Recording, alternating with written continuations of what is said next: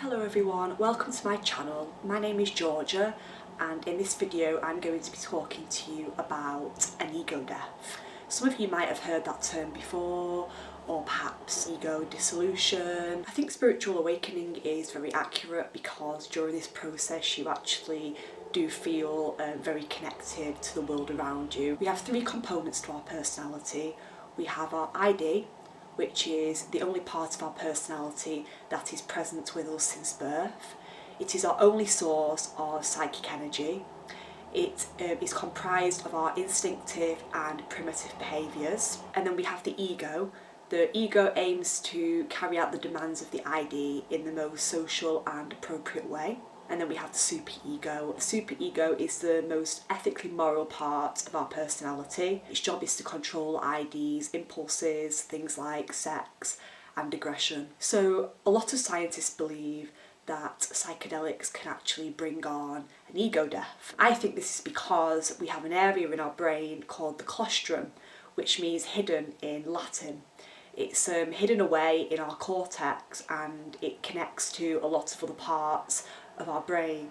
Basically, when you take psychedelics, the activity in this area is reduced by 15 to 30%. My awakening was actually brought on by, I think, the universe just decided that it was time. So reduced activity in this area of the brain can actually affect how you see the world and how you view yourself quite drastically. It can enable you to feel more connected to the world around you, especially nature and animals. It can also give you more open-minded and flexible thinking. Even actually feeling other people's energies and other people's vibes is something that I've experienced also. So when I had a spiritual awakening, I didn't have any idea what I was going through. I didn't know that I was having an awakening. I was in Vietnam. I was in an area called Kon Tum, in a lovely homestay. The woman that owned it was lovely and her son made me feel very welcome. Went to the toilet and actually banged my head on something metal. And in the evening, I started to feel really strange.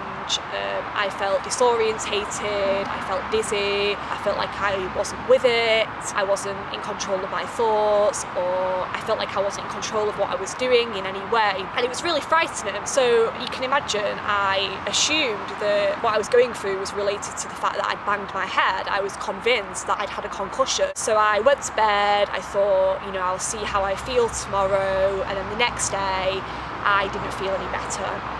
So I decided to go to the hospital. I went to the hospital, they scanned my head, they said I had a little bit of tissue damage, but to go home and rest and I'll be okay. They also asked me if I have anxiety, and I said yes, sometimes I suffer with anxiety as well. And I just couldn't stop thinking about how I was feeling. I was just convinced that I'd done some serious damage to myself from just banging my head in the bathroom. I even joined a group on Facebook for people that have had a concussion that need support. I was asking people questions, and they were really supportive to me, and they were reaching out to me.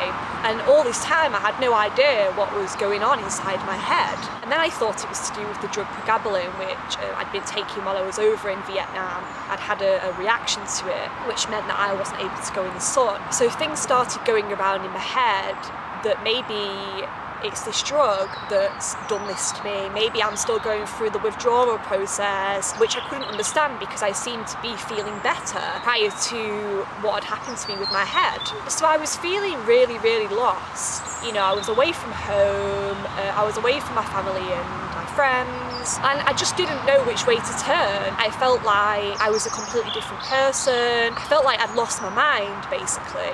I wasn't wrong, because when you do have an ego death, your ego melts away, essentially.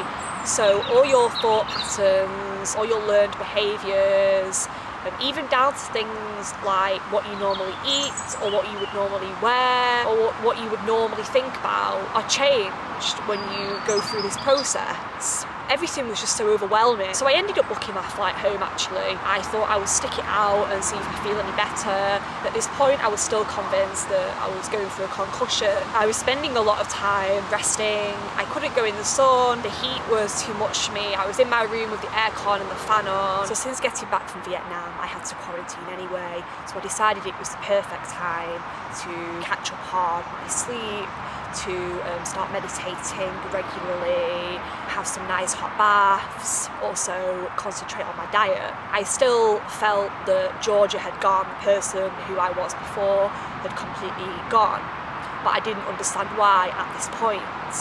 Everyone I met, I kept saying, yeah, I had this concussion, I'm still not right. People were sort of saying that I seem fine. So I was really confused.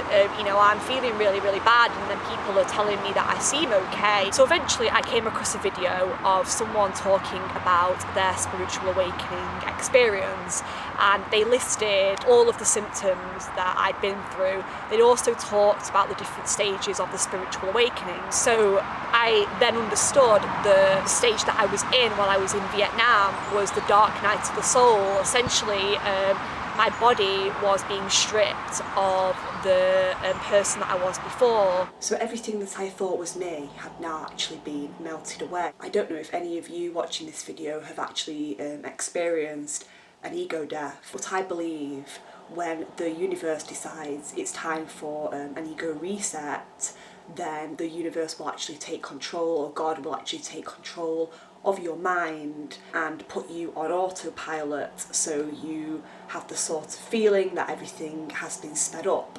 There isn't anything you can do about it. Actually get your old ego back.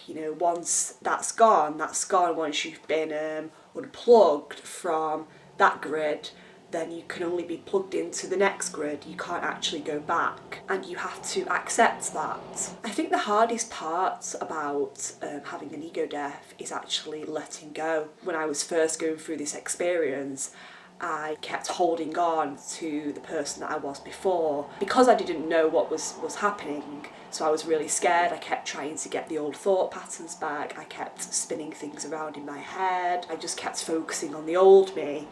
And it made me feel like a shell of a person. It made me feel like I was in no man's land by doing that, because I wasn't willing to accept that I was becoming someone better, that the universe had something new and something more improved in store for me. I was holding on so tightly to the person I was before. The hardest part is actually letting go and trusting the universe, trusting God that you are going to be okay and that better things are coming, and just hanging in there.